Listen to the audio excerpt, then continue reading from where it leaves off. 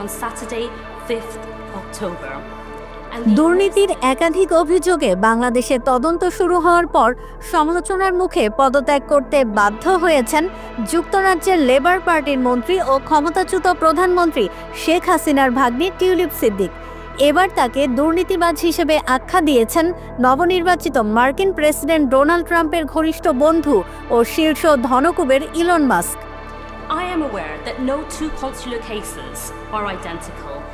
সামাজিক যোগাযোগ মাধ্যম এক্সে এই প্রতিক্রিয়া দেন ইলন মাস্ক। দুর্নীতির অভিযোগে আলোচিত টিউলিপ সিদ্দিকির পদত্যাগের বিষয়ে মারিও নাউফালের একটি টুইট বার্তা শেয়ার করেছেন তিনি।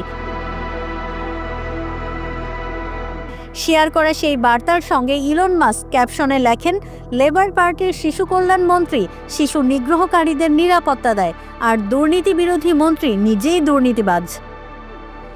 I am aware that no two consular cases are identical. Tulip Siddique যুক্তরাজ্যের অর্থ মন্ত্রণালয়ের অর্থনীতি বিষয়ক মিনিস্টার ছিলেন।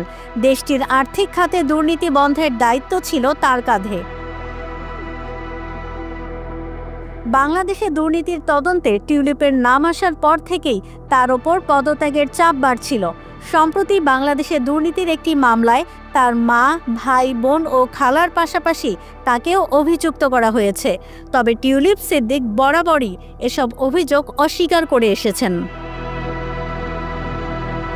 কেউ না বুঝলেও আমরা আপনার প্রয়োজন বুঝি, আর তাই তো অত্যাধুনিক ফিচার সম্বলিত বিভিন্ন সাইজ আর কালারের 250-টিরও বেশি ডিজাইন অপশন নিয়ে ওয়ালটন স্মার্ট ফ্রিজ বোঝে আপনার প্রয়োজন।